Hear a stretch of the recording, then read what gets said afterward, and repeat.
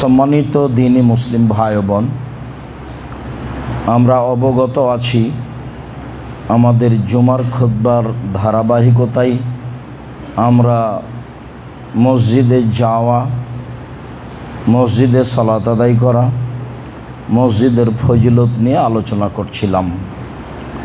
সেই সুবাদেই আজকের আলোচনা আমাদের মসজিদের নিয়ম নীতি, মসজিদে যাওয়া, মসজিদের ফজিলত নিয়ে। আল্লাহ তাআলা বলেন, হে মানুষ, যখন তোমাদেরকে জুমার সালাতের জন্য ডাকা হবে তখন তোমরা দৌড়িয়ে মসজিদে আসো আর ব্যবসা বাণিজ্য ছেড়ে দাও। অতঃপর যখন সালাত শেষ হয়ে যাবে তখন আবারও পয়সা উপার্জনের পিছনে লেগে যাও। অযকুরুল্লাহ, আল্লাহকে বেশি বেশি ডাকো।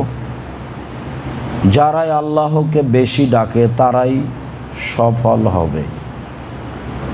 আল্লাহ তাআলা অত্র আয়াতে আজানের সাথে সাথে মানুষকে ব্যবসা বাণিজ্য, আয় উপার্জন ছেড়ে মসজিদে আসার জন্য আদেশ করেছেন। সালাত শেষ হয়ে গেলে আবারও আয় উপার্জনের পিছনে লেগে যেতে বলেছেন। তাতে তিনি বলেছেন, তুমি তোমার শরীরের গতি অনুযায়ী আল্লাহকে ডাকো, তুমি সফল হয়ে যাবা। এই কথা আল্লাহ তাআলা বলেন। তাহলে কাজের ফাঁকে ফাঁকে আল্লাহকে ডাকতে হবে। আমরা এই আয়াতের আলোচনা বিগত দিনে বুঝেছি যে ছুটির দিন বলে কোনো দিন নেই, উপার্জনের জন্য কোনো দিবস নেই। মানুষ প্রতিদিন উপার্জন করবে, এইটা আল্লাহর আদেশ। সেটা জুমার দিন হোক, সেটা শনিবার হোক, সেটা রবিবার হোক, সেটা কোনো জন্মদিবস হোক, সেটা যে দিবসই হোক না কেন, আয় উপার্জন বন্ধ করে অন্য কোনো কাজে লাগবে, আল্লাহ রাসূল তা নাকচ করেছেন। মানুষকে ইবাদত করতে হবে, আয় উপার্জন করতে হবে, এটা আল্লাহর আদেশ। তাতে এই কথা বলা হয়েছে যে পিতা ছেলের অতদিন খেতে পাবেন না, খাবেন না। খেতে পাবেন না বলতে খাবেন না যতদিন তিনি নিজে উপার্জন করতে পারবেন। পিতা নিজে উপার্জন করে খাবেন, এটাই তার জন্য শোভনীয়, ভালো। যদি আল্লাহ রাসূল বলেছেন ছেলে ও ছেলের সম্পদ তার পিতার, ছেলে নিজেই নিজের মালিক নয়, ছেলে এবং তার ছেলের অর্থ সম্পদ তার পিতার, এ কথা আল্লাহ রাসূল বলেছেন। তারপরেও পিতা যতদিন কাজ করে খেতে পারবে তিনি কাজ করে খাবেন, এটাই আল্লাহর আদেশ। সম্মানিত দ্বীনী ভাই বোন, বিষয়টি মসজিদের সাথে সম্পৃক্ত। বিগত দিনের দু একটি কথা, তার একটি কথা, আবু হুরায়রা রাদিয়াল্লাহু তাআলা আনহু বলেন, রাসূল সাল্লাল্লাহু আলাইহি সাল্লাম বলেছেন, সালাতুন ফি মসজিদে হাজা, ফি মসজিদি হাজা খায়রুম মিন আলফি সালাতিন ফিমা সিওয়াহু। আমার এই মসজিদে 2 রাকাত সালাত পৃথিবীর যে কোনো অন্য মসজিদের চেয়ে 1000 গুণ উত্তম। এই কথা তিনি বলেন। তাতে তিনি বলেন, তবে মসজিদে হারাম নয়। আমি কাবা ঘরের কথা বলছি না। কাবা ঘর ব্যতীত যত মসজিদ আছে পৃথিবীতে, যে কোনো মসজিদে 2 রাকাত সালাত আদায় করলে জানে কি হবে? আমার এই মসজিদে, মসজিদে নববীতে 2 রাকাত সালাত আদায় করলে তার চেয়ে 1000 গুণ বেশি নেকি হবে। এই কথা মুহাম্মদ সাল্লাল্লাহু আলাইহি সাল্লাম বলেন। তাতে বিগত দিনে আমরা একটা আলোচনা খুব শক্তভাবে বলেছিলাম যে অবশ্যই ওই কথাটির ভিত্তিতে সেখানে সালাত আদায় করতে হবে তা নয়। কি সেটা? আবু হুরায়রা রাদিয়াল্লাহু তাআলা আনহু বলেন, আল্লাহর নবী বলেছেন, মা বাইনা মিম্বারি অবাইতি রাওজাতুন মিন রিয়াজিল জান্নাহ। আমার মিম্বার হতে আমার ঘর পর্যন্ত, যে ঘরে তিনি আয়েশা রাদিয়াল্লাহু তাআলা আনহা সহ থাকতেন, আমার মিম্বার হতে আমার ঘর পর্যন্ত এইটুকু জান্নাতের একটি অংশ। এ কথা তিনি বলেছেন। এ কথার অর্থ এই নয় যে এখানে সালাত আদায় করতে হবে। এবং বিষয়টি আমরা খুব শক্তভাবে পেশ করেছিলাম, মনে আছে বলে আমার অনুমান। তাতে এবছরের হজ সফরে বহু মানুষই হয়তোবা কিছু বলতে চেয়েছেন, যাতে বলতে চেয়েছেন যে সালাত আদায় করা যায়। আর সালাত তো আদায় করা যাবেই সেখানে, কিন্তু আপনাকে ভিন্নভাবে প্রস্তুতি নিয়ে সালাত আদায় করতে হবে কেন? এর কি প্রমাণ? এইটুকু তাতে আমি বলেছি, আল্লাহর নবী বলেননি, সাহাবিগণ বলেননি, তাবেগণ করেননি, তাবেগণ করেননি, পৃথিবীর কোনো বিদ্বান এ কথা বলেননি যে এখানে সালাত আদায় করলে বেশি নেকি হবে। ভুল হিসাব। ওই কথা আবারও চূড়ান্তভাবে বলছি, মসজিদ নববী বর্তমানে যা আছে 100 বছর পরে যদি তার 4-10 গুণ বেশি হয়ে যায়, যে পর্যন্ত এরিয়া করা হবে সেই পর্যন্ত কোনো এক জায়গায় 2 রাকাত সালাত আদায় করলে পৃথিবীর যে কোনো মসজিদ থেকে 1000 গুণ বেশি নেকি হবে। এ কথাই ঠিক। এটা হলো মসজিদে নববীর মান। রাসূল যেটুকু বড় করেছিলেন সেটুকু মসজিদে নববী। পৃথিবীর মানুষ প্রয়োজনে যত বড় করবে সেটুকু মসজিদে নববী। এর অর্থ এই নয় যে যেটুকুকে তিনি রাওজাতুম মিন রিয়াজিল জান্নাহ বললেন সেইটুকুতে সালাত আদায় করতে হবে। সেটুকু তিনি কি বলেছেন? এই লম্বাভাবে বলেছেন, তার কি তিনি মাপ দিয়েছেন? সেখানে তিনি সালাত আদায় করতে বলেছেন। কেন এত বাড়াবাড়ি করতে হবে? প্রমাণ ছাড়া বাড়াবাড়ি ভুল। আপনি এটার কোনোদিনও করার চেষ্টা করবেন না। পৃথিবীতে যেখানে যারা বাঙালি আছেন, আমি আপনাদের সকল দিনই ভাই বোনকে বলছি, রাসূলকে উপেক্ষা করে কিছু করার চেষ্টা করবেন না। শেষে ইহকালও যাবে, শেষে পরকালও যাবে। কম করেন সেটাই ভালো, বেশি করে বিদাত করবেন সেটা ভালো নয়। রাসূল সাল্লাল্লাহু আলাইহি সাল্লাম বলেছেন, আব্দুল্লাহ ইবনে উমর বলেন যে কানান নবী সাল্লাল্লাহু আলাইহি সাল্লাম ইয়াতি মসজিদ কুবা কুল্লা সাবতিন মাশিয়ান ওয়া রাকিবান। আল্লাহর নবী মসজিদে নববী থেকে প্রত্যেক সপ্তাহে একদিন বা শনিবার তিনি পায়ে হেঁটে বা বাহনে উঠে কোবা মসজিদে যেতেন। মসজিদে নববী থেকে প্রায় 3 কিলোমিটার দূরে। তিনি সেখানে 2 রাকাত সালাত আদায় করতেন। তাতে তিনি বলেছেন, মসজিদে কোবাতে যদি কেউ 2 রাকাত সালাত আদায় করে আর অজু করে বাড়ি থেকে আসে, হোটেল থেকে অজু করে বের হয়ে সেখানে 2 রাকাত সালাত আদায় করে, তাহলে সে একটা উমরার সমান নেকি পাবে। হাদিস সহিহ। এ কথাই ঠিক। মসজিদে নববীতে গিয়ে 40 ওয়াক্ত সালাত আদায় করতে হবে, 5-8 40, তার মানে 8 দিন থাকতে হবে। সেই সুবাদে সব হাজিকে নিয়ে এসে মদিনায় 8 দিন রাখা হয়। কাবা ঘরে জামাত ধরার প্রয়োজন হয় না, আর মসজিদ নববীতে জামাত ধরতে হবে, আর 40 ওয়াক্ত সালাত আদায় করতে হবে, তাহলে দুনিয়া হয়ে যাবে।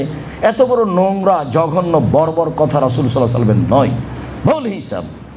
যেখানে আল্লাহ রাসূল বলেছেন যে 40 দিন তাকবীরে তাহরিমা পাবে, 40 দিন জামাতের সলাতে তাকবীরে তাহরিমা পাবে, সেটা জঙ্গলে জামাত হোক নাহলে মসজিদে জামাত হোক, জামাতে যদি মানুষ 40 দিন তাকবীরে তাহরিমা পায় তাহলে তার 2টা কাজ।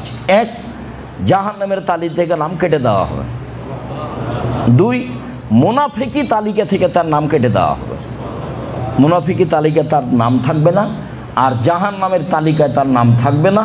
এই কথা মুহাম্মদ সাল্লাল্লাহু আলাইহি সাল্লাম বলেন। মসজিদে নববীতে 40 ওয়াক্ত সালাত আদায় করতে হবে। মসজিদে রাসূলের কবরের কাছে গিয়ে হাত বাড়িয়ে সালাম দিতে হবে। রাসূল আপনাকে হাত বাড়িয়ে সালাম দিবে। হজের নামে টাকাটি লস। এমনি তো আমি বলে থাকি, যারা হজ করতে যায় সারা পৃথিবীর মহিলা পুরুষ, তাদের 1 নাম্বার লস বানানো দোয়া পড়া। রাসূলের দোয়া দিয়ে হয় না, তখন তারা বানানো দোয়া পড়ে। এটা হলো 1 নাম্বার লস, মানে ও গেছে। 2 নাম্বার হলো প্রায় সবাই মুআল্লিমের সাথে ভালো আচরণ করতে পারে না বিভিন্ন কারণে। কারণ আছে, এ কথাই ঠিক। কারণ সামনে রেখে ওখানে প্রতিশোধ নিতে হবে, এ কথা ঠিক নয়। আর তৃতীয় যেটা আমি মনে করি সেটা হলো, আমি দেখে যে যারা একাধিক উমরা করছে তামিম মসজিদে গিয়ে, আয়েশা মসজিদে গিয়ে এহরাম বেঁধে উমরা করছে, তাদের খুব বড় লস, তারা ব্যবসায় লসে আছে, মানে এটা গেছে। বহুবার বললাম আপনারা একজন আর একজনকে জানানোর চেষ্টা করেন। আয়েশা রাদিয়াল্লাহু তাআলা আনহা উমরা চলাকালীন তওয়াফ করছিলেন, তো চট করে হায়েজ আসলো, এটা নারীদের ব্যাপার, তো কান্নাকাটি করছেন। আল্লাহ নবী বলছেন, কি ব্যাপার আয়েশা, কাঁদছো কেন? তুমি তাহলে ঋতুবতী? জি, আপনাদের তো উমরা হবে, আমার তো আর হলো না। তখন আল্লাহ রাসূল বলছেন, আরে কাঁদো কেন, এইটা তো আদমের মেয়েদের উপরে করে দেওয়া হয়েছে, এখানে তো তোমার স্বাধীনতা নেই। তা হাজিরা যা করে তা করো, তওয়াফ করো না। সালাত আদায় নেই আর তওয়াফ নেই, তওয়াফ ও সালাত কি দিয়ে আপনাকে বুঝায়? কত প্রেম প্রীতি তওয়াফ চলাকালীন, কত বউকে ধরে আছে, আরো কত কাকে, আর কত কিভাবে ছবি উঠাচ্ছে, আর সারা পৃথিবীতে ছবি দেখাচ্ছে আর গল্প চলছে, তার নাম তওয়াফ। আল্লাহ রাসূল বলছেন, আকিলুল কালাম ফিত তওয়াফে ফাইনা তওয়াফ সালাত, তোমরা একেবারেই কথা কম বলো সালাত তওয়াফে, কেননা তওয়াফ ও সালাত কল্যাণপূর্ণ কথা ছাড়া তওয়াফে বলবা না। তওয়াফ ও সালাত, সেখানে এত ছবি আর এত সেলফির সাথে তওয়াফ আছে, এগুলো একটা ফ্যাশন। এই যে প্রতি রামাজানে যাচ্ছে আহাল পরিবার নিয়ে, এটা আস্ত ফ্যাশন। ফকির মিসকিন নেই, দান করতে পারেন না, সেখানে দেশে ফকির মিসকিন পাওয়া যায় না। আরে ফকির মিসকিন যদি নাই পাওয়া যায় তো শেষ পর্যন্ত তো জামিয়া সালাফে আছেই। সম্মানিত দিনী ভাই বোন, ধর্ম এমন নয় আপনি যেটা মনে করেছেন সেটা নয়। আর আরাফার মাঠকে মূল্যায়ন করার মতো তো পরিবেশ মানুষের থাকে না। আরাফার মাঠে বেশি মারামারি হয়, হইচই গন্ডগোল হয়, জায়গায় পায় না অনেক মানুষ, জায়গাতে আবার সংকীর্ণ, কে কার কথা শোনে, কে কার কথা মানে, যার যেটা প্রয়োজন সে সেটা বলে নেই। আর যখন সলাতের টাইম আসে তখন কিনা ঝগড়া, কে পড়বে, যে 2 রেকাত পড়বে না 4 রেকাত পড়বে, আবার 4 রেকাত পড়বে তো একসাথেই জোহর আসর পড়বে না, জোহরের টাইমে আসর আসরের টাইমে। ধর্ম তো ওখানে মানার ব্যাপারে স্বাধীন, সরকারি তার কোনো নিয়ম নেই। সরকারের পক্ষ থেকে সরকার তো লিজ দিয়ে রেখেছে, যারা লিজ নিয়েছে, যারা টেন্ডার নিয়েছে তারা তো হইচই হতে দেবে না। কোনো প্রকার পুরুষ পুলিশ আর নারী পুলিশ আর যে হোক না কেন, কারোর প্রয়োজন নাই যে হজ ভালোভাবে হোক, সবার প্রয়োজন যেন কোনো হইচই না হয়, সবার প্রয়োজন কোনো সমস্যা যেন না হয়। 40% বেশি জায়গা ফাঁকা থাকে কিন্তু আপনাকে যেতে দেবে না, ওখানে সালাত আদায় করতেও দেবে না। পাহারাদার দিয়ে আর পুরুষ আর নারী দিয়ে আর ওই যে ঘেরার বাড়গুলো দিয়ে কাবাঘর ভর্তি করা আছে, যেখান দিয়ে যাবেন সেটাই নিষেধ, মামনু, সব নিষেধ। আর আপনার কিছু করারও নেই, আল্লাহ মাফ করো। তো হজের নিয়ম কারণ, কে আরাফাকে মূল্যায়ন করবে? আরাফা তো হলো যখন গেছে, বলেছি, তারপরেও আসলে আবেগে বলছি আপনাকে, বলে তো গেছি, একদিন তো খুতবা এ বিষয় হয়েছে। তো আরাফার মাঠে তো 1 নম্বর কথা আগে থেকেই ছিল, লাব্বাইক আল্লাহুম্মা লাব্বাইক, লাব্বাইক লা শারীকা লাকা লাব্বাইক, ইন্নাল হামদা ওয়া নি'মাতা লাকা ওয়াল মুলক লা শারীকা লাক, চলবে। আরেকটা দোয়া এসে যোগ হয়েছে, তাতে আল্লাহ রাসূল বলেছেন, খায়রুদ দুআ দুআয়ামে আরাফা, সবচেয়ে উত্তম দোয়া হচ্ছে আরাফার দোয়া। ওয়া খায়রু মা কালা আল আম্বিয়া মিন কাবলি, সবচেয়ে উত্তম দোয়া আমার পূর্বে নবীগণ বলেছেন এবং আমি যেটা বলেছি, তাহলে বোঝা যাচ্ছে এই দোয়া এই মাঠে পূর্বের সব নবী বলেছেন। তা হলো লা ইলাহা ইল্লাল্লাহু ওয়াহদাহু লা শারীকা লাহু লাহুল মুলকু ওয়া লাহুল হামদু ওয়া হুয়া আলা কুল্লি শাইইন কাদির। আর জোহর আসর একসাথে পড়ে নেওয়ার পরে এই যে হাত তুলে দোয়া শুরু হবে, কান্নাকাটি যে যা পারে, সূর্য ডুবা পর্যন্ত, এর নাম আরাফার মাঠ। আরাফার মাঠে আল্লাহ তাআলা বলেন ফেরেশতাদেরকে, ফেরেশতা দেখো তো আমার দাস দাসী এলোমেলো চুলে ধুলাবালি মেখে কি বলে। দেখো তো ফেরেশতা আমার দাস দাসী পুরুষ নারী এলোমেলো চুলে ধুলাবালি মেখে রোদের মধ্যে কি বলে। ওরা যা বলে সেটা আমি করে দিলাম। আল্লাহ রাসূল বলছেন, বেলাল একটু জনগণকে থামতে বলো। আমি জনগণকে থামতে, চুপ থাকতে বললাম, মানুষ তো অনেক। আল্লাহ রাসূল বললেন, জনগণ শোনো, জিবরাইল এখনই আমার কাছে এসেছিলেন। জিবরাইল আমাকে বললেন, মোহাম্মদ, আল্লাহ আপনাকে সালাম দিয়েছেন। 1 2, মোহাম্মদ, আল্লাহ তাআলা আরাফাবাসী এবং মুজদালিফাবাসীকে ক্ষমা করে দিয়েছেন। 3, আরাফাবাসী যারা আরাফায় উপস্থিত হয়েছে তাদের জিম্মেদারি আল্লাহ নিয়ে নিয়েছেন। সেখানে চলছে হইচই, কে কাকে মানে। আর আসরের পর থেকে হইচই, চলো চলো আগে গাড়িতে উঠো। গাড়িতে উঠলে আপনি দোয়া করতে পারবেন? কোথায় ব্যাগ, কোথায় বউ, কোথায় ছেলে মেয়ে, কোথায় কি, কোথায় ইবাদত গেছে ধুয়ে, শুধু খালি হইচই। যা দেখেছেন বা দেখছেন, যা বাস্তবে আপনি কোনোদিন গেলে দেখবেন। যাক, বলছিলাম রাসূল সাল্লাল্লাহু আলাইহি সাল্লাম প্রত্যেক দিন, প্রত্যেক সপ্তাহে শনিবারে পায়ে হেঁটে বা বাহনে উঠে মসজিদে কুবাতে যেতেন। কোনো দিন গেলে মসজিদে কুবাতে যেতে হবে 2 রাকাত সালাত আদায়ের জন্য। রাসূল সাল্লাল্লাহু আলাইহি সাল্লাম বলেছেন তাতে কবুল হজের সমান নেকি হবে। উল্লেখ্য যে এখানে একটি কথা বিগত জুমায় হয়তো বা অনেক মহিলা বা পুরুষ বুঝতে পারেননি। সেটা হলো এই যে মসজিদের নববীতে 1000 গুণ বেশি নেকি হবে। আর বলেছিলাম কাবা ঘরে কি হবে? কাবা ঘরে 1,00,000 গুণ বেশি নেকি হবে। এই হাদিসটাতে একটু ত্রুটি রয়েছে, তবে লক্ষের বেশি হবে মর্মে যত হাদিস আছে সবই সহি। লক্ষের বেশি, লক্ষের বেশি, লক্ষের বেশি, বোঝা যায় না কথা। তাতে মনে হয়েছিল বিগত জুমায় আলোচনার এক পর্যায়ে কিছু মহিলা বা কিছু পুরুষ বুঝতে ভুল করেছিলেন যে কাবা ঘরে লক্ষের বেশি, সব হাদিস লক্ষের বেশি, সব সহি। হজ করতে গিয়ে, উমরা করতে গিয়ে মানুষ যেটা লসে থাকে, লাভটা ভুলে গিয়ে, সেটা যেগুলো লসের কথা বললাম, আর লাভে যেটা ছিল সেটা করতে পারে না। সেটা হলো কাবা ঘরে তওয়াফের চেয়ে আর কোনো দামি ইবাদত নেই। তওয়াফ শুরু করলে পা যতবার উঠাবে তত 10টা পাপ মিটে যাবে আর 10টা নেকি লিখা হবে। পা নামালে 10টা পাপ মিটে যাবে আর 10টা নেকি লিখা হবে। আর রুকনে ইয়ামানি থেকে হাজরে আসওয়াদ পর্যন্ত গেলে তার পাপ মুছে দেওয়া হবে। এটা হলো তওয়াফ। তাতে আল্লাহ রাসূল বলেছেন 24 ঘন্টা সালাত চলবে, তওয়াফ চলবে, এখানে কোনো নিষিদ্ধ সময় নেই। তাতে তিনি বলেছেন 24 ঘন্টা সালাত চলবে, কোনো নিষিদ্ধ সময় নেই। 24 ঘন্টা তওয়াফ চলবে, তাতে কোনো নিষিদ্ধ সময় নেই। মনে রাখা ভালো হবে যে নিষিদ্ধ সময় পৃথিবীর সব মসজিদেই রয়েছে, কাবা ঘর ব্যতীত। মনে রাখা ভালো হবে যে নিষিদ্ধ সময় পৃথিবীর সব মসজিদে রয়েছে, কাবা ঘর ব্যতীত। কাবা ঘরে কোনো নিষিদ্ধ সময় নেই। 2 রাকাত সালাত আদায় করলে 1,00,000 রাকাতের বেশি নেকি হবে, এ কথাই ঠিক। তওয়াফ করলে এমন নেকি হবে, এ কথাই ঠিক। সেখানে হাজি ঘুমিয়ে আছে আর মসজিদের নববীতে গিয়ে 40 ওয়াক্ত সালাত ধরবে, তাই দৌড়াদৌড়ি লেগেছে। জবাব মুআল্লিমকে দিতে হবে। যারা দায়িত্ব পালন করছে, যারা বই লিখেছে, তাদের দিতে হবে। আমার বুঝে আল্লাহ আমাকে মাফ করো, আমি আমার তদন্তে বলছি, আমার চূড়ান্ত, আমার কথাই চূড়ান্ত এ কথা নয়।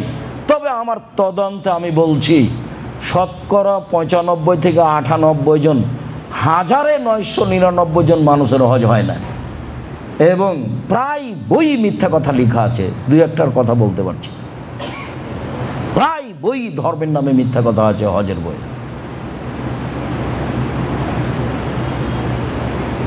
সম্মানিত দিনী ভাই বোন, বলছিলাম উসাইদ রাদিয়াল্লাহু তাআলা আনহু বলেন রাসূল সাল্লাল্লাহু আলাইহি সাল্লাম বলেছেন, ইজা দাখালা আহাদুকুমুল মসজিদা ফালিয়াকুল আল্লাহুম্মা ইফতাহ লি আবওয়াবা রাহমাতিক। কোনো ব্যক্তি যখন মসজিদে ঢুকবে তখন সে যেন বলে, আল্লাহ আমার জন্য তুমি তোমার রহমতের দরজা খুলে দাও। এই দিয়ে ঢোকা হয় মসজিদে। আল্লাহ তুমি আমার জন্য তোমার রহমতের দরজা খুলে দাও, এই নিয়ে ঢোকা হয় মসজিদে। বাকি কি করছে সেটা আমি আপনি জানি। ওয়াইদা খারাজা ফালিয়াকুল, আর যখন মসজিদ থেকে বের হবে তখন বলবে, আল্লাহুম্মা ইন্নী আসআলুকা মিন ফাদলিক, আল্লাহ আমি তোমার কাছে অনুগ্রহ চাচ্ছি। এখন কাজে নামবো। এখন আয় উপার্জনের নামবো, টাকা পয়সা দাও, এতক্ষণ যা করেছি তার রহমত তাসবিহ তাহলিল জিকির আজকার করেছি, আর এখন কাজে নামবো, টাকা পয়সা দিয়ে দাও, যা হারিয়ে গেছে ব্যবসা বাণিজ্য সেটা ঠিক করে দাও। এখন বের হচ্ছে আয় উপার্জনের জন্য। আল্লাহুম্মা ইন্নী আসআলুকা মিন ফাজলিক, আল্লাহ আমি তোমার অনুগ্রহ চাচ্ছি। কি অনুগ্রহ? জমি জায়গা, বাড়ি ঘর, আহাল পরিবার, ছেলে মেয়ে, টাকা পয়সা, যা কিছু দুনিয়াতে প্রয়োজন। আবু কাতাদা রাদিয়াল্লাহু তাআলা আনহু বলেন, রাসূল সাল্লাল্লাহু আলাইহি সাল্লাম বলেছেন, যা দাখালা আহাদুকুমুল মসজিদা ফালিসাল্লি রাকাতাইনি ক্বাবলা ইয়াজলিসা, যখন তোমাদের কোনো ব্যক্তি মসজিদে প্রবেশ করবে তখন সে যেন বসার পূর্বে 2 রাকাত সালাত আদায় করে। মনে রাখা ভালো হবে যে মসজিদে ঢুকে 2 রাকাত সালাত আদায় করতে হবে, বসার জন্য, অপেক্ষা করার জন্য এই হাদিসের সাথে নিষিদ্ধ সময়ের কোনো সম্পর্ক নেই। মসজিদ আল্লাহ, বসতে চাইলে তার কাছে অনুমতি নিতে হবে। তো আপনি কি বলবেন যে আল্লাহ আপনার মসজিদে বসতে চাচ্ছে, একটু বসতে দেন? যে অনুগ্রহপ্রবক বসতে পারি কি? এভাবে বলবেন? কি বলবেন? তো এই বলার পদ্ধতি হলো 2 রাকাত সালাত। কি দিয়ে আপনাকে ধর্ম বুঝায় আমি? অনুমতি চাও। মসজিদ কার? আল্লাহ বলছিলেন মাসাজিদুলিল্লাহ, সব মসজিদ আল্লাহর জন্য, সব মসজিদ আল্লাহর জন্য। তো এখন এখানে বসতে চাইলে অনুমতিও তার কাছে নিতে হবে। তো অনুমতির পদ্ধতি কি? 2 রাকাত সালাত। তাহলে রাসূল বলছেন, তোমাদের কোনো ব্যক্তি মসজিদে ঢুকলে সে যেন বসার পূর্বে 2 রাকাত সালাত আদায় করে। এই যে ভারত, বাংলাদেশ, পাকিস্তানের শতকরা 95টা মসজিদে মানুষ ঢুকে আগে বসছে, তার মধ্যে আপনার অবগতিতে আছে, আপনি বাস্তব করেছেন, না হয় দেখেছেন, আর আমি কোনোদিন করিনি তবে দেখেছি। আপনি করেন, না হয় দেখেছেন, গত জুমায় আপনি যেখানে ছিলেন সেখানেই করেছেন, আপনি ঢুকে আগে বসেছেন। এটা রাসূলের সাথে অন্যায় আচরণ করা হয়েছে। আল্লাহ রাসূলের সাথে অন্যায় আচরণ করে অনুমতি ছাড়া আপনি মসজিদে বসেছেন, রাসূলের আদেশকে আপনি অমান্য করেছেন। ভুল হিসাব, নিষিদ্ধ কোনো সময় নেই 2 রাকাতের জন্য। সারা পৃথিবীর যে কোনো মসজিদে যে কোনো সময়ে ঢুকে যদি বসতে চাই তাহলে তাকে অনুমতি নিতে হবে। অনুমতি হচ্ছে 2 রাকাত সালাত। এই 2 রাকাত সালাতের জন্য নিষিদ্ধ সময় নেই, এটাই চূড়ান্ত। সম্মানিত দিনী ভাই বোন, রাসূল খুতবা চলাকালীন ঢুকেছেন, একজন ঢুকে বসে গেছেন, তাহলে কিছুটা গতিবিধি ছিল আগে থেকেই। বসতে আল্লাহ রাসূল বলছেন, কুম সাল্লি রাকাতাইন, এই উঠো উঠো, 2 রাকাত সালাত আদায় করো। তাহলে যিনি খুতবা দিচ্ছেন উনি যদি কাউকে দেখতে পান যে ঢুকেই বসে গেলেন, তাহলে তাকে উঠিয়ে সালাত আদায় করতে বলতে হবে। এইটা আদেশ পালন করতে হবে, না করলে রাসূলকে অন্যায়, রাসূলের সাথে অন্যায় আচরণ করেছে ইমাম সাহেব। ইমাম যদি দেখতে পান যিনি খুতবা দিচ্ছেন যে একটা লোক ঢুকে বসে গেছে, তাহলে ইমামের জরুরি কর্তব্য কি? তাকে বলবেন উঠেন, 2 রাকাত সালাত আদায় করেন। তারপরে খুতবা চলাকালীন আল্লাহ রাসূল আদেশ করছেন, উঠতে বলছেন। সম্মানিত দিনী ভাই বোন, বিষয় বুঝে একটু আমল করার চেষ্টা করি। আল্লাহুম্মা সাল্লি আলাইহি, আল্লাহুম্মা বারিক আলাইহি।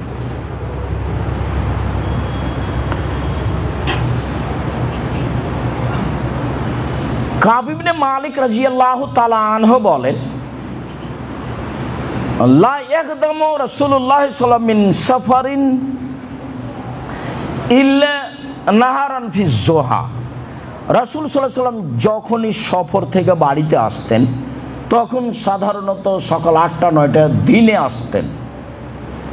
রাতে তিনি বাড়িতে প্রবেশ করতেন না। সাধারণত তিনি দিনে আসতেন সফর থেকে। ওয়াইদা কাদেমা বাদাবিল মসজিদ, সফর থেকে বাড়িতে আসলে আগে মসজিদে ঢুকতেন। ফসল্লা ফিহা রাকাতাইনে, তারপর মসজিদে ঢুকে 2 রাকাত সালাত আদায় করতেন।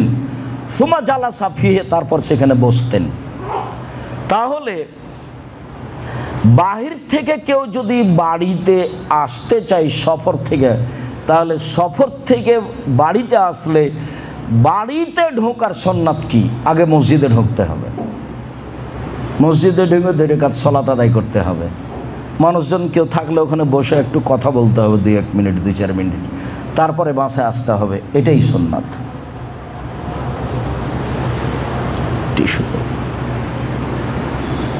রাসূল সাল্লাল্লাহু আলাইহি সাল্লামের এটা নিয়মিত সুন্নাত। আমরা যখন আসব তখন এইটুকু সুন্নাত পালন করার চেষ্টা করতে হবে।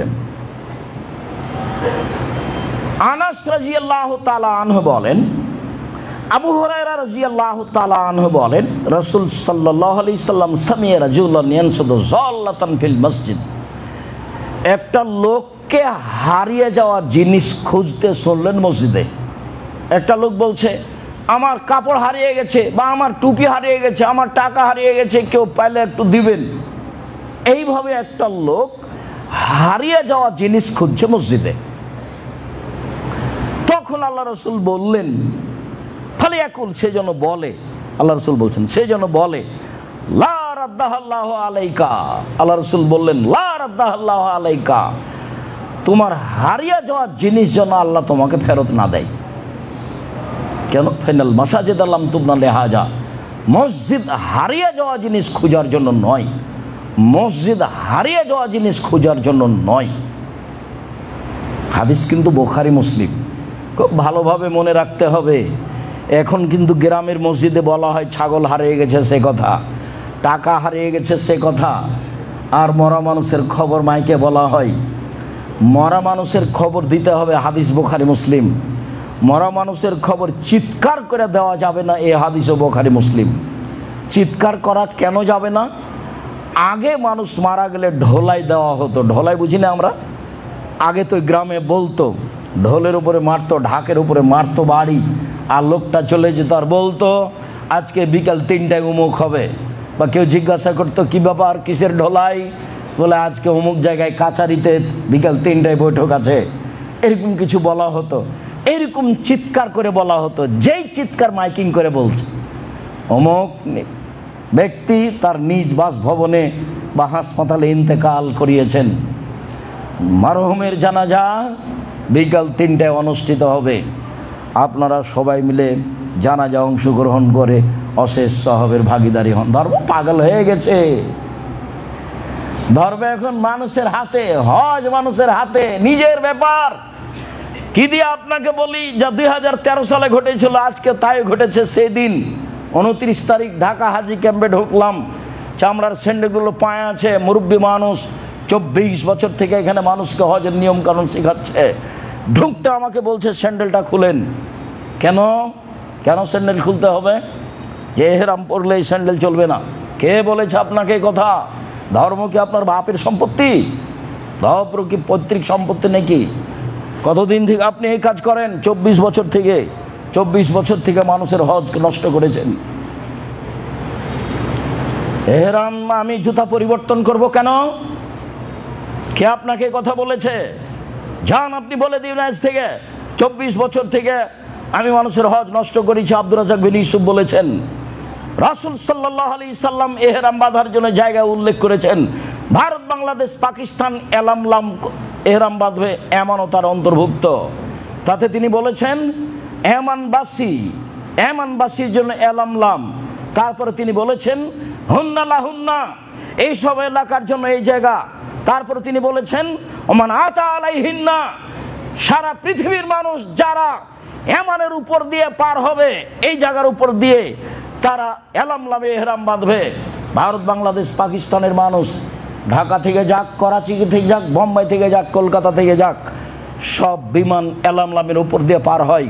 এবং বৈমানিকের পক্ষ থেকে বলা হয় এখন থেকে নিয়ে 30 মিনিটের মধ্যে বিমান এলামলামের উপর দিয়ে পার হবে, এই কথা বলা হয়।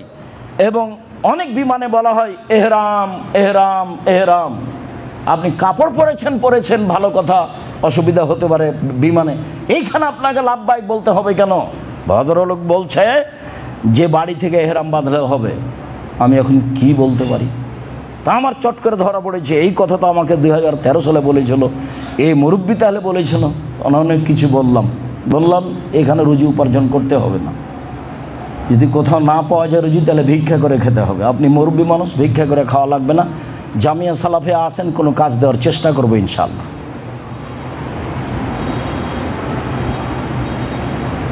ধর্ম নিজের হাতে চলে গেছে, স্বাভাবিক ব্যাপার। মসজিদের মাইকে এভাবে চিৎকার করে মরার খবর বলা যাবে না, এ কথাই ঠিক। মোবাইলের মাধ্যমে কোটি মানুষকে খবর জানান আপনি, যেটা চিৎকার নয়। বাড়ি গিয়ে বলে এসেন যেটা আগে বলা হতো, সেটা চিৎকার নয়। রাসূল সাল্লাল্লাহু আলাইহি সাল্লাম হারিয়ে যাওয়া জিনিস মসজিদে খুঁজতে নিষেধ করেছেন। নিষেধের ঢং তিনি এইভাবে বলেছেন, আল্লাহ ওর হারিয়ে যাওয়া জিনিস তুমি তাকে ফেরত দেবা না, এই কথা বলেছেন প্রথমে। এইটাই ঢং বলার। আপনি যদি মসজিদে কেউ হারিয়ে যাওয়া জিনিস খুঁজছে শুনতে পান, তাহলে আপনি বলবেন, তাহলে রাসূলের আদেশ পালন করা হবে যে আল্লাহ তুমি তাকে এই জিনিস ফিরিয়ে দিও না, এটাই আদেশ। তারপরে বলছেন ফাইনাল মাসাজিদ আলাম তুমরা লিহাজা, মসজিদে এই জন্য বানানো হয়নি। অথচ মসজিদে আল্লাহর নবী বিবাহ পড়াতেন, মসজিদে আল্লাহ রসুল বিচার আচার করতেন, মসজিদে আল্লাহ রসুল সাহাবীদের পড়াশোনার ব্যবস্থা করতেন, মসজিদে অনেক কিছু করতেন। মসজিদে হদ বাস্তবায়ন করতে নিষেধ করেছে। একটা লোককে 100 লাঠি পিটাতে হবে, সেটা মসজিদে করা হবে না, বাইরে নিয়ে যেতে হবে। মসজিদে অনেক কিছু করা যায়, এ কথাই ঠিক, মানুষের সামাজিক। আবার অনেক কিছু করা যায় না, এ কথাই ঠিক। তার একটা হারিয়ে যাওয়া জিনিস মসজিদে খোঁজা যায় না, যা রাসূল সাল্লাল্লাহু আলাইহি ওয়াসাল্লাম কঠোরভাবে নাকচ করেছেন। আবু হুরায়রা রাদিয়াল্লাহু তাআলা আনহু বলেন, রাসূল সাল্লাল্লাহু আলাইহি ওয়াসাল্লাম বলেছেন, মান আকালা শাজারাতাল মুনতানাতা ফালা ইয়াকরাবান্না মসজিদানা।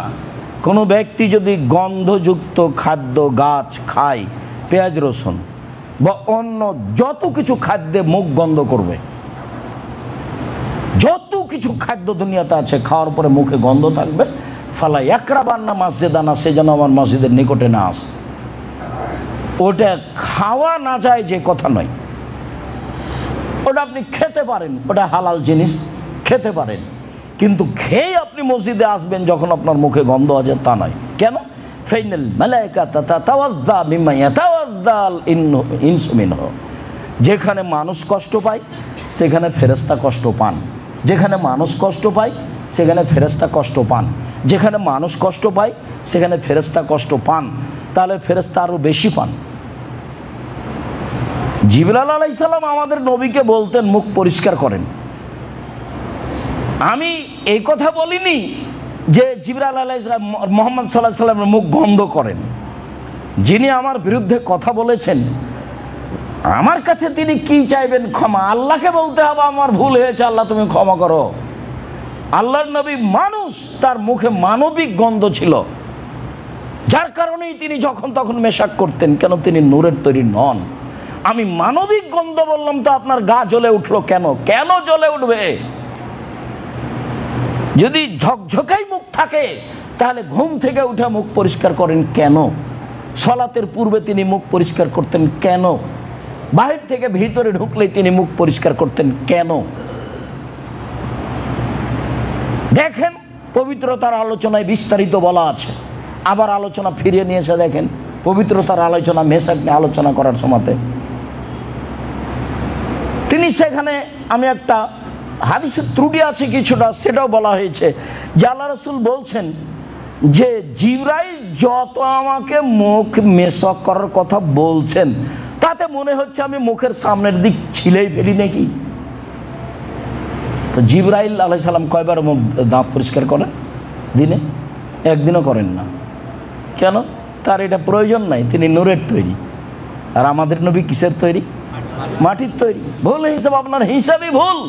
মুহাম্মদ সাল্লাল্লাহু আলাইহি ওয়াসাল্লাম নূরের তৈরি নন, মুহাম্মদ সাল্লাল্লাহু আলাইহি ওয়াসাল্লাম মাটির তৈরি। তার পিতা ছিলেন, তার মাতা ছিলেন, তিনি স্বামী স্ত্রীর মাধ্যমে দুনিয়াতে এসেছেন। তিনি খেতেন, তিনি পেশাব করতেন, তিনি পায়খানা করতেন, তিনি মানুষ। তার স্ত্রী ছিল, তার চলাফেরা ছিল মানুষের মতো। তিনি মানুষের সাথে উঠতেন, বসতেন, সামাজিক কথা বলতেন, সব কিছু করতেন। তিনি একটা মানুষ। আপনার আমার মধ্যে পার্থক্য, নবী সম্মানী পার্থক্য। নবী জিবরাইল তার কাছে আসেন, আমার কাছে আসেন না। আর আয়েশা রাদিয়াল্লাহু তাআলা আনহা বলছেন, জালা নবী বলছেন, আয়েশা তোমাকে জিবরাইল সালাম দিল। আয়েশা বলছেন, ঠিক আছে আপনাকেও সালাম, জিবরাইলকেও সালাম। আপনি তো জিবরাইলকে দেখতে পান না, আমি তো দেখতে পাই না। এক বিছানায় তিনজন, জিবরাইল আলাইহিস সালাম, মুহাম্মদ সাল্লাল্লাহু আলাইহি সাল্লাম এবং আয়েশা রাদিয়াল্লাহু তাআলা এক বিছানায় তিনজন, এক ল্যাপের নিচে তিনজন, বুখারী মুসলিমের হাদিস। অথচ আয়েশা রাদিয়াল্লাহু তাআলা দেখতে পান না কোথায় জিবরাইল। ওনার পদার্থ ভিন্ন, জিবরাইলের তৈরি পদার্থ ভিন্ন, মুহাম্মদ সাল্লাল্লাহু আলাইহি সাল্লামের তৈরি পদার্থ ভিন্ন। অতএব ইসলামকে ইসলামের গতিতে, মুহাম্মদ সাল্লাল্লাহু আলাইহি সাল্লামের নীতিতে মেনে নিতে হবে। তাহলে আমি ভালো মনে রাখতে হবে, চিরদিন বলে আসছি, এক গিলাস পানি পান করতে যেই ধর্মে 5টা বিধান লাগে সেই ধর্মে এমনি চলে না। এক গিলাস পানি পান করতে যেই ধর্মে 5টা বিধান লাগে, 1 ডান হাতে ধরতে হবে, 2 বিসমিল্লাহ বলতে হবে, 3 বসে পান করতে হবে, 4 3 শ্বাসে পান করতে হবে, 5 বসে পান শেষে আলহামদুলিল্লাহ বলতে হবে।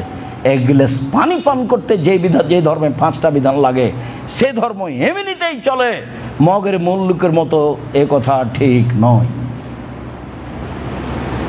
আনাস রাদিয়াল্লাহু তাআলা আনহু বলেন, রাসূল সাল্লাল্লাহু আলাইহি সাল্লাম বলেছেন, আল বোজাকু ফিল মসজিদে খাতিয়াতুন ওয়া কাফফারাতুহা দাফানুহা। মসজিদে থুথু ফেলা পাপ, গুনাহ, সিকান, থুতু, শ্লেষা, ময়লা, আবর্জনা, আপনার জানা অনুপাতে যার নাম আবর্জনা, যার নাম ময়লা আপনি মসজিদে ফেলতে পাবেন না। আর যদি পড়েই যায় বা ফেলে দেওয়াই হয় তো কাফফারাতুহা দাফানুহা, এই পাপের কাফফারা হচ্ছে তা পরিষ্কার করতে হবে, মিটিয়ে দিতে হবে।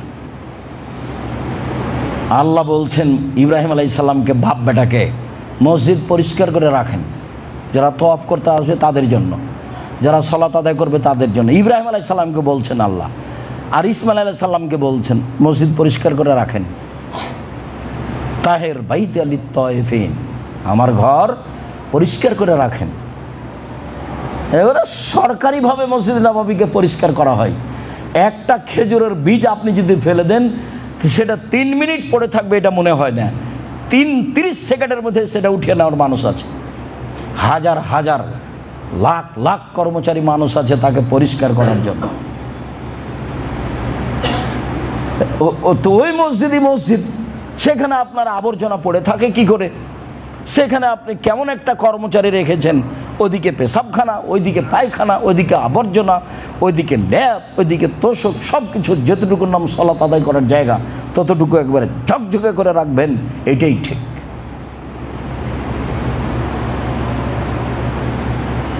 আবু যার গেফারি রাদিয়াল্লাহু তাআলা আনহু বলেন, রাসূল সাল্লাল্লাহু আলাইহি সাল্লাম বললেন, ওরেজাত আলাইয়া, ওরেজাত আলাইয়া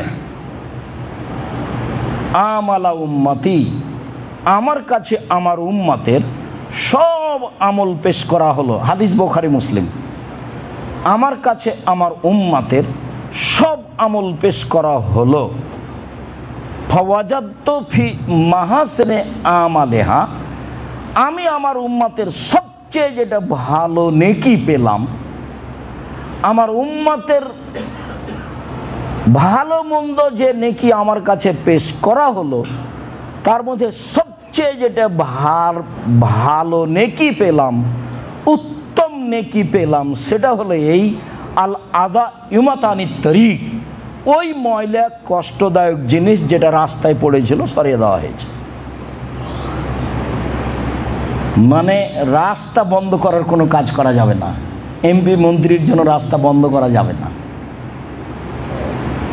মিছিল বের করার জন্য রাস্তা বন্ধ করা যাবে না, কারফিউ জারি করে রাস্তা বন্ধ করা যাবে না।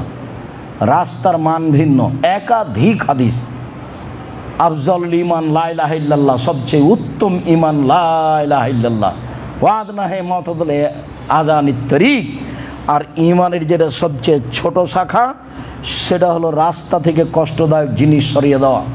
আপনার বাড়ির সামনে একটা কুকুর মরে পড়ে আছে, চেয়ারম্যানকেই সরাতে হবে? কে বলেছে? এমপিকেই সরাতে হবে? কে বলেছে? আপনি নিজে সরান, লেবার দিয়ে সরিয়ে দেন। এটা হচ্ছে লোককে বলে না তোকে 50টা টাকা দেবো, 200টা টাকা দেবো, কুকুরটাই ধরে একটু কিছু করে বাইরে ফেলে দিয়ে আসো, তো রাস্তায় পড়ে আছে, মানুষের অসুবিধা হচ্ছে। সবচেয়ে যেটা ভালো নাকি আমার কাছে পেশ করা হলো সেইটা কি মনে থাকবে না? রাস্তাতে পড়েছিল কষ্টদায়ক জিনিস সরিয়ে দেওয়া হয়েছে, ওই নেকিটা আমার কাছে সবচেয়ে প্রিয় বলে পেশ করা হলো। নেকি তো অনেক আছে, তাহাজ্জুদের আছে, হজের আছে, সলাতের আছে, সিয়ামের আছে, কোরআন তেলাওয়াতের আছে, তাসবিহ তাহলিলের আছে, অনেক নেকির মাধ্যম আছে, কুরবানি আছে, ফকির মিসকিন খেতে দেওয়া আছে। তার মধ্যে সবচেয়ে যেটা আমার কাছে সুন্দর বলে পেশ করা হলো সেটা কি বলেন তো?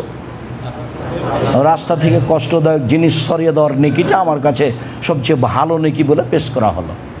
মানুষের চলাচলে যেন কোনো সমস্যা নেই না হয়, যেখানে রাস্তাতে সমস্যা হয়েছে সেখানে আল্লাহ রসুল বলেছেন এই ওটা তো ডবল করে দাও, বাড়িঘর ভেঙে ডবল করে দিতে হবে, বাড়ি অন্য জায়গায় সরাতে হবে। গন্ডগোল হলে রাস্তা ডবল হবে, যা ছিল তার, এটাই নিয়ম। রাস্তার ব্যাপারে রাসূলুল্লাহ সাল্লাল্লাহু আলাইহি ওয়াসাল্লাম আপোষ করেননি। রাস্তায় যদি আপনার প্রাচীর, এই যে আপনার জেলার খবর আমি বলতে পারছি না, নারায়ণগঞ্জ যেখানে জামিয়া সালাফিয়া আছে, রাস্তার শেষ প্রান্তে প্রাচীর দিয়েছে, প্রাচীরের বাইরে গাছ লাগানো আছে, তো গাছটা কোথায় লাগিয়েছে? আপনার গাড়িটা এই তো চলে না একটু পরে, এইরকম করছেন কেন? প্রাচীরের শেষ প্রান্তে আপনি প্রাচীর দিয়েছেন, জমির শেষ প্রান্তে প্রাচীরের বাইরে গাছ লাগিয়েছেন, এটা কি? রাসূল সাল্লাল্লাহু আলাইহি ওয়াসাল্লামের কাছে সবচেয়ে উত্তম আমল যেটা পেশ করা হলো আমলের মধ্যে সেটা এটা। তারপরে অমিন মাসাবিয়া আমালেহা, আমার উম্মতের সবচেয়ে যেটা খারাপ আমল আমার কাছে পেশ করা হলো সেটা হলো আন-নুখাতো ফিল মসজিদে তাকুনু ফিল মসজিদে লা তুদফানো, ময়লা মসজিদে পড়ে আছে সেটা সরানো হলো না, উনি জানেন যে এটা ময়লা, তারপর ও নিজে সরালো না, আর ওই গুনাহটা আমার কাছে সবচেয়ে খারাপ গুনাহ বলে পেশ করা হয়েছে। হাদিস কিন্তু বুখারী মুসলিম। আমি একজন অনুবাদক, এখানে মধ্যে কিছু আছে এটা বোঝার সুযোগ নেই। আমার কাছে যেটা সবচেয়ে খারাপ পাপ বলে পেশ করা হলো সেটা আপনার চোখের সামনে বা আপনার পক্ষ থেকে ময়লা মসজিদে পড়ে গেল, সেটা আপনি সরালেন না, সেটা হলো খারাপ পাপ বলে রাসূলের কাছে পেশ করা হলো, যা রাসূল সাল্লাল্লাহু আলাইহি ওয়াসাল্লাম বলেন। আবু হুরায়রা রাদিয়াল্লাহু তাআলা আনহু বলেন, রাসূল সাল্লাল্লাহু আলাইহি ওয়াসাল্লাম বলেছেন, মান কামা ইলা সালাহ, তোমাদের কোনো ব্যক্তি যদি সলাতে দাঁড়ায় তাহলে ফালা ইয়াবসুক আমামাহু, সামনের দিকে যেন থুথু না ফেলে। থুথুর তো প্রয়োজন হতেই পারে, নাকের আপনার শ্লেষার শিকানের প্রয়োজন হতেই পারে, তো কি করতে হবে? তোমাদের কোনো ব্যক্তি যদি সলাতে দাঁড়ায় তাহলে সে সামনের দিকে থুথু না ফেলে। কেন? ইন্নামা ইউনাজিল্লাহা, ও তো আল্লাহর সাথে চুপে চুপে কথা বলছে, আমিন ছাড়া সলাতের মধ্যে কোনো জায়গায় জোরে হবে না, সব চুপে চুপে। সামি আল্লাহু লিমান হামিদা রাব্বানা লাকাল হামদ হামদান কাসীরান তাইয়িবান মুবারাকান ফি, একজন সাহাবী জোরে বলেছিলেন, তার পূর্বেও কেউ কোনোদিন জোরে বলেননি, পরেও কেউ কোনোদিন জোরে বলেননি, আর এটা সাহাবীদের নীতি ছিল না। তারপরে দুই সিজদার মাঝের দোয়া, আল্লাহুম্মা গফিরলি ওয়ারহামনি ওয়াহদিনি ওয়াআফিনি ওয়ারযুকনি, এটা ইমাম শাফি রাহিমাহুল্লাহর পক্ষ থেকে জোরে বলার কথা আছে। ভারত, বাংলাদেশ, পাকিস্তানে যারা চার মাযহাবের কোন একটা মাযহাব মানতে হবে বলেই মুসলিম পার্সোনাল ল খ্রিস্টানেরা চেয়েছিল, খ্রিস্টান শাসকেরা, ব্রিটেনের আসা শাসকেরা, তখন এই আহলে হাদিস যারা তারা বলেছিল আমরা শাফিউল মাসলাকের লোক। ওই সুবাদে এখনও যারা আহলে হাদিস বলে নিজেকে দাবি করে, অনেকেই মনে করে যে দুই সিজদার মাঝের দোয়া জোরে বলতে হবে, রাব্বানা লাকাল হামদ হামদান কাসীরান তাইয়িবান মুবারাকান ফি, এই দোয়া জোরে বলতে হবে। আপনার মনে রাখা ভালো হবে যে আমিন ছাড়া কোনো অংশ জোরে হবে না। কেন? যে ব্যক্তি সালাত আদায় করছে সে তার প্রতিপালকের সাথে চুপে চুপে কথা বলছে, ইউনাজিল্লাহা, সে আল্লাহর সাথে চুপে চুপে কথা বলছে, কথা আল্লাহর নবী বলেন। তারপরে বলছেন ওয়ালা ইয়াবসুকান ইয়াসারিহি ইয়ামিনিহি, ডান দিকে যেন থুথু না ফেলে। কেন? ফাইন্না আন ইয়ামিনিহি মালাকান, ডান দিকে ফেরেশতা রয়েছেন, তাহলে বাম দিকে ফেরেশতা থাকে না, বিশেষ যারা কিছু করে তারা ডান দিকেই থাকে। আল্লাহ রাসূল তো এইভাবে বলছেন, এখন বলছেন ওয়াল ইয়াবসুকান ইয়াসারিহি, বাম দিকে থুথু ফেলে যেন, আও তাহাতা রিজলিহি, পায়ের নিচে ফেলে যেন, অফিরাতিন তাহাতা রিজলিল ইসরা, বাম পায়ের নিচে ফেলে যেন। এই পর্যন্ত বুখারী মুসলিম। অন্য হাদিসে এসেছে যে এছাড়াও টিস্যুতে রুমালে কোনো কিছু ধরে নিয়ে আল্লাহ রাসূল নিজে ওটাকে ধরে নিয়ে ওই কাপড়টাকে একটা আর একটার সাথে চেপে দিলেন, ডলে দিলেন। তাহলে এখন তো যেসব মসজিদে সালাত আদায় করছে টাইলস করা আছে, মাটির মসজিদ যদি হতো তাহলে না হয় আপনি পায়ের নিচে ফেলে দিয়ে ডলে দিতেন। আল্লাহ রাসূল বলছেন সুমাইয়াত ফেলো, তারপর ডলে দিবে, বাম পায়ের নিচে ফেলে বা বাম দিকে ফেলে পা দিয়ে ডলে দিবে। তো সেটিকে এখন হবে? তাহলে এখনকার জন্য পথ আর একটা হাদিস আছে, সময়ের গতিতে আবারও আসবে, তখন বলবো। আপাতত আজকের মতো অংশ থেকে এটুকু বলে রাখলাম যে থুথু টিস্যু পেপারে ধরে নিতে হবে, ঠিক থুথু বা এরকম কিছু নাক থেকে আসুক, যেটা থেকে আসুক না কেন, ময়লা কিছু সালাত চলাকালীন যদি প্রয়োজন হয় ধরে নেওয়ার, তাহলে টিস্যু পেপার বা কাপড়ে ধরে নিতে হবে। কাপড়ে ধরে নিয়ে আপনার জন্য যেটা সহজ হয়, আল্লাহ রাসূল এভাবে দেখালেন, তিনি এভাবে ডলে দিলেন। এভাবে ডলে দিলে নগদ যেটা রূপরেখা সেটা থাকবে না, কাপড়ের সাথে কী হয়ে যাবে, মিশে যাবে, যেটা মানুষের প্রয়োজন। এখন তো টাইলসের মসজিদ, শেষ বাক্যটা তো কিয়ামত পর্যন্ত চলবে। যেই মসজিদে হোক না কেন, হীরা মুক্তা মানিক্যর স্বর্ণের যেটাই হোক, এটাই পদ্ধতি, এটাই নিয়ম, এটাই সুন্নাত মসজিদের বিষয় বলছিলাম। আয়েশা রাদিয়াল্লাহু তাআলা আনহা বলেন, রাসূল সাল্লাল্লাহু আলাইহি সাল্লাম বলেছেন, লানা রাসূলুল্লাহ সাল্লাল্লাহু আলাইহি সাল্লাম ফি মারাজিহি আল্লাতী লাম তাকুম। আল্লাহ রাসূল ওই অসুস্থ অবস্থায় বলেছিলেন যেই অসুস্থতা থেকে তিনি আর ভালো হননি, যাতে তিনি আয়েশা রাদিয়াল্লাহু তাআলার কোলেই ইন্তেকাল করেছেন, দুনিয়া ত্যাগ করেছেন। সেই অসুস্থতায় তিনি বলেছিলেন, লানাল্লাহুল ইয়াহুদা ওয়ান নাসারা ইত্তাখাযু কুবুর আনবিহিম মাসাজিদা। আল্লাহ ইহুদি খ্রিস্টানদের প্রতি অভিশাপ করুক, তারা কবরকে মসজিদ তৈরি করেছে, কবরের পাশে মসজিদ করছে বা মসজিদের সাথে কবর দিচ্ছে। মানুষ মনে করছে যে মসজিদের পাশে কবর দিতে হবে, মানে কবি নজরুল ইসলাম বুঝতে পারেনি, বলেছেন মসজিদের পাশে কবর দিও ভাই। তাহলে কবরের শাস্তি হতে এই গুনাহ আর পাইবে রেহাই। ওইসব বাক্য বলা আছে, যেটা বক্তব্যের কোনো কোনো জায়গায় বলা আছে যে কবি নজরুল ইসলাম ভুল বলেছেন, মসজিদের পাশে কবর দিয়ে যদি গুনাহ মাফ হয়ে যায়, তাহলে তো ধনী মানুষ বাড়িতে একটা করে মসজিদ করবে, সামনে যা করলাম বাড়ি ঘরে করলাম, একটা মসজিদও করি, ছেলেরাকে বলে যাবে মসজিদের পাশে আমার কবর দিও। বলে হিসাব, যদি আপনার পিতার কবর কাবা ঘরের নিচে ঢুকিয়ে দেওয়া হয়, 1 পয়সা লাভ হবে না।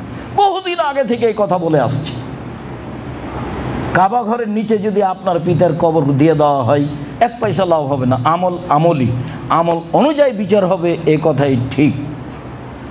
জন্দব রাদিয়াল্লাহু তাআলা আনহু বলেন, রাসূল সাল্লাল্লাহু আলাইহি সাল্লাম বলেন, আলা ওয়াইন্না মান কানা কাবলাকুম কানু ইয়াত্তাখিজুনা কুবুর আনবিয়াহিম ওয়া সালিহিহিম মাসাজিদা। অতীতের মানুষেরা নবী এবং সৎ মানুষের কবরে মসজিদ তৈরি করত। তাহলে এই কথা নতুন নয়, যুগ যুগ ধরে চলে আসছে, শতাব্দীর পর শতাব্দী চলে আসছে যে মানুষ কবরকে মসজিদ তৈরি করে,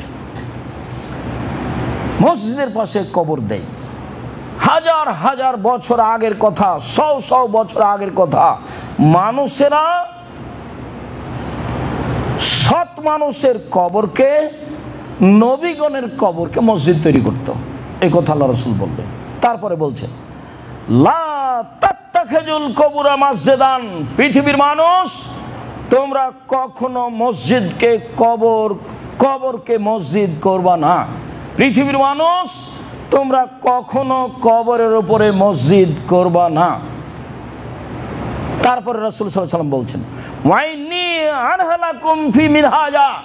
আমি এটা তোমাদের নিষিদ্ধ ঘোষণা দিলাম। পৃথিবীর মানুষ, কখনো তোমরা কবরের উপরে মসজিদ নির্মাণ করবা না।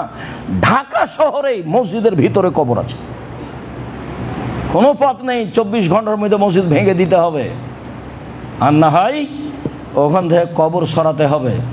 যদি মসজিদের নামে জমি অক্ষ হয়ে থাকে আগে থেকেই, তাহলে কবর সরাতে হবে, যে কোনো একটা পথে যেতে হবে। ভাবে বলা আছে। রাসূল সাল্লাল্লাহু আলাইহি সাল্লাম বলছেন, লা তাজলিসু আলাল কবরে, পৃথিবীর মানুষ তোমরা কবরের উপরে বসো না। ওয়ালা তুসাল্লু ইলাইহা, কবরের দিকে মুখ করে সালাত আদায় করো না। ওয়ালা তুসাল্লু আলাইহা, কবরের উপরে সালাত আদায় করো না। ওয়ালা তুসাল্লু বাইনাহা, কবরের মাঝে সালাত আদায় করো না। কবর ডান দিকে থাকলে হবে না, বাম দিকে থাকলে হবে না, সামনে থাকলে হবে না, নিচে থাকলে হবে না। মসজিদের ডানে কবর থাকলে মসজিদে সালাত চলবে না, মসজিদের বামে কবর থাকলে মসজিদে সালাত চলবে না, মসজিদের সামনে কবর থাকলে মসজিদে সালাত চলবে না, মসজিদের নিচে কবর থাকলে মসজিদে সালাত চলবে না। কঠোরভাবে না করা আছে। একাধিক দিন আমরা পত্রিকায় লিখেছি, আল ইতিসাম পত্রিকায়। আপনি দয়া করে পত্রিকাটা পড়বেন। আমি তো আপনাকে দিনরাত বলছি, আমি আপনার দিনী ভাই, আপনাকে আমি অনেক ভালোবাসি। আমি মানুষ হিসাবে চেষ্টা করছি সঠিক ধর্ম আপনার কাছে পৌঁছানো, জেনে শুনে সজ্ঞানে। পৃথিবীর কোনো সুবিধার জন্য আমি কোনোদিন আমার জীবনে ধর্ম জাতির সামনে পেশ করিনি। যার কারণে আপনাকে আমি অনুরোধ করি, জুমার দিনে আপনি সহ, আপনার মা বোন সহ, আপনার ভাই বন্ধু ভাবি আত্মীয় স্বজন সহ সবাই আসার চেষ্টা করবেন। আমি আপনার কিছু না কিছু উপকার করবো ইনশাআল্লাহ, জুমার খুতবার শুরু থেকে নিয়ে শেষ পর্যন্ত। যাওয়ার সময়তে যেসব বই পুস্তকগুলো আছে সেসব বই পুস্তকগুলো সাথে নিয়ে যাওয়ার চেষ্টা করবেন। আপনার যদি নিজের প্রয়োজন না থাকে, তা আশেপাশে তো অনেক বেদাতি মানুষ আছে, নেই পাপের কাজকে নেকির কাজ মনে করছে। সেটা শিরক হতে পারে, সেটা বিদাতও হতে পারে। দুনিয়াতে দুটো পাপ আছে, মানুষের ধারণায় সেটা নেকির কাজ। দুনিয়াতে দুইটা পাপ আছে, সেটা মানুষের ধারণায় নেকির কাজ। দুনিয়াতে দুইটা পাপ আছে, যে পাপের নিজস্ব ক্ষমতা আছে, অন্যান্য পাপের নিজস্ব ক্ষমতা নেই। মানুষের ধারণায় নেকির কাজ, অথচ সেটা পাপ। সেটা কি? বিদাত। সেটা কি? শিরক। আর এর নিজস্ব ক্ষমতা হলো বিদাত ইবাদাত কবুল হতে দেবে না যতদিন আপনি না ছাড়বেন। লাইক বলা আনহা আদল সারফ, তার ফরজ ইবাদাত কবুল হবে না, তার নফল ইবাদাত কবুল হবে না ও যদি বিদাত করে তাহলে। আর শিরক মানে অতীতের সব নেকি গেছে। ঢাকা বিমানবন্দরে নেমে আপনার ছেলে এসেছে দামি গাড়িটা নিয়ে আপনাকে নিয়ে যাবে, গোলাপ শাহের মাজারের পাশ দিয়ে যাচ্ছিলেন, 10 টাকা আপনি গোলাপ শাহের মাজারে দিয়ে দিয়েছেন। হজের যদি এক নেকি থাকে, সুবহান আল্লাহর যদি এক নেকি থাকে, তাহলে ইসলাম ধর্ম মিথ্যা। আপনার এক নেকি থাকলো না, এ কথাই ঠিক। আমি যদি বুঝাতে না পারি তাহলে আমি অক্ষম। শরীয়ত ঠিকই আছে, আমার অক্ষমতার দরুন আপনাকে আমি বুঝাতে পারিনি। এটাই চূড়ান্ত যে দুনিয়াতে দুইটা পাপ আছে, যেই পাপের নিজস্ব ক্ষমতা আছে, যেটা মানুষের ধারণায় নেকির কাজ অথচ তা পাপের কাজ। 1 শিরক, 2 বিদাত। শিরক করলে আল্লাহকে অপমান করা হয়, অতীতের নেকি নষ্ট হয়ে যায়। বিদাত করলে রাসূলকে অপমান করা হয়, ইবাদত কবুল হয় না। নবী বলেছেন এলামলাম, আর মুরব্বী বলছে বাড়ি থেকে এহরাম বাঁধলে চলবে। তো রাসূল কেন এসেছেন আমি এখন কি দিয়ে বলি? কি ছাই করতে আল্লাহ নবী আসলেন? নাউজুবিল্লাহি মিন জালিক। নবী তো আমার আপনার জন্য এসেছেন। পৃথিবীর কোনো মানুষের যে কথা চলে না, একমাত্র মুহাম্মদ সাল্লাল্লাহু আলাইহি ওয়াসাল্লামের কথা চলে। ওমর যদি বলেন কাল থেকে এহরাম বাঁধতে হবে স্ব স্থান থেকে, সে কথা বাতিল। সম্মানিত দিনী ভাই বোন, আপাতত আজকের মতো আমরা শেষের স্থানে চলে আসলাম। এই বিষয়ে সময়ে কথা আরও বেশি হবে। কবর নিয়ে আল্লাহ রাসূলের কঠোর কথা আছে। উঁচু কবর ভেঙে দিতে বলেছেন, যেমনভাবে তিনি বলেছেন যে ছবি মূর্তি ভেঙে দাও, লা তাদা তিমসালান লা তমাস্তাহ, আলী তুমি ছাড়বে না কোনো ছবি মূর্তি ভাস্কর্য, সবকে ভেঙে চৌচির খান খান করে দাও। আলী তুমি ছাড়বে না কোনো উঁচু কবর, সবকে ভেঙে সমান করে দাও। হাদিস মুসলিম, একাধিক সহিহ হাদিস। মসজিদের উপরে, কবরের উপরে বসা নিষেধ, কবরকে পাকা করা নিষেধ, কবরের উপরে গম্বুজ বানানো নিষেধ, কবরে কোনো আলো কিছুর ব্যবস্থা করা নিষেধ, কবরের নাম ঠিকানা লেখা নিষেধ। বলা ইউক্তাব আলাইহি, কবর উপর কোনো কিছু লেখা যাবে না। আপনার নামটা সুন্দর করে লিখে দিতে হবে, এর কোনো প্রয়োজন নাই। যা কিছু করবেন কিছুই হবে না। ওই লোকটা মারা গেল, সবাই বলছে যে ও তো মোরতাদ, সে কবি, এমন কবরে ফুল চাপালো। আমি আর কি বলি, ওকে কবরে মেরে একাকার করে দিল, আর এরা বলছে ফুল চাপিয়ে সিক্ত করলো কবরকে, ফুল দিয়ে সিক্ত করলো কবরকে। ধর্ম পাগল হয়ে গেছে, কবরের শাস্তি মানুষের হাতে এসেছে। কবরে ফুল দিয়ে কবরকে সিক্ত করলো, কবরবাসীকে শীতল করে দিল ফুল দিয়ে। ধর্ম কি এমন? বিবেচনা করতে হবে মরার আগে। মরে বিবেচনা করে কোনো লাভ নেই। আমি আর আপনি লাশ মাত্র, আজকে মানুষ, একটু পরে লাশ, কিছুই না। কোনো কিছু করার নাই, কোনো পথঘাট নাই যাতে আপনি মানুষকে কিছু জানাতে পারবেন, ছেলে মেয়েকে জানাতে পারবেন কিছু। কবরে কি অবস্থায় আছেন, পৃথিবীতে কোনো এমন পথঘাটি নেই। কোটি কোটি টাকার মালিক হলেও, সারা পৃথিবীর মালিক যদি আপনি হন, তবু আপনার অবস্থা আপনি আপনার পৃথিবীর কোনো মানুষকে জানাতে পারবেন না। তার নাম মরণ, তার নাম কবর।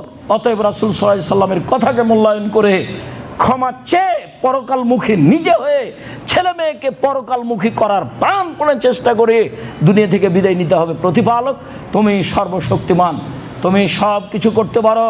তোমার দরবারে জানাচ্ছি, আজকে ইহুদি খ্রিস্টান ক্ষমতা দেখিয়ে মুসলমানের উপরে নির্যাতন চালাবে, নির্দ্বিধায় মুসলমানকে হত্যা করবে। তোমাকে আজিজ বলে বিশ্বাস করি, তুমি পরাক্রমশালী, তুমি বিশাল ক্ষমতার অধিকারী। মানুষ ফেরাউনকে একেবারে নিঃস্ব করে পানিতে ডুবিয়ে দিয়েছ, এটা তোমাকে বিশ্বাস করি। তুমি সর্বশক্তিমান। আজ পৃথিবীর সবচেয়ে শক্তিশালী সম্পদ, সামান্যতম শক্তিশালী জাতি, সামান্যতম ঝড় বৃষ্টি দিয়ে তাকে ধ্বংস করেছ। আজকে তোমার চোখের সামনে, তোমার দৃষ্টিতে কোটি কোটি মুসলিম পুরুষ নারী নির্যাতিত হচ্ছে, একেবারে খোলা মাঠে মারা যাচ্ছে, বাড়িতে হাসপাতালে তুমি দেখতে পাচ্ছ। তোমার সবচেয়ে শক্তির কাছে আমরা আশা দাবি রেখে বলছি, তুমি এইসব অত্যাচারী জালেমকে, ইহুদি খ্রিস্টানকে তোমার ক্ষমতা দিয়ে, তোমার কৌশল দিয়ে ধূলিসাৎ করে দাও। এই দাবি তোমার কাছে রাখছে, তুমি পারো। এমন কোনো কারোর কাছে দাবি করিনি যে করতে পারে না। তোমার কাছে দাবি করেছি, তুমি সব কিছু করতে পারো। এরকম ক্ষমতার অধিকারীকে টিপে দেওয়া তোমার কাছে কোনো ব্যাপার নেই। তোমার চোখের সামনে হাজারো পুরুষ নারী নির্যাতিত হয়ে মারা যাবে, এটা আমরা তোমার কাছে চাচ্ছি না। তুমি সর্বশক্তিমান, তুমি আমাদেরকে তোমার ক্ষমতা দেখিয়ে অসহায় পুরুষ নারীকে আমাদের সামনে রক্ষা করো, মুসলিমকে রক্ষা করো। মুসলিম তোমাকে মানে, মুসলিম তোমাকে জানে, মুসলিম তোমাকে চিনে, তুমি মুসলিমকে রক্ষা করো।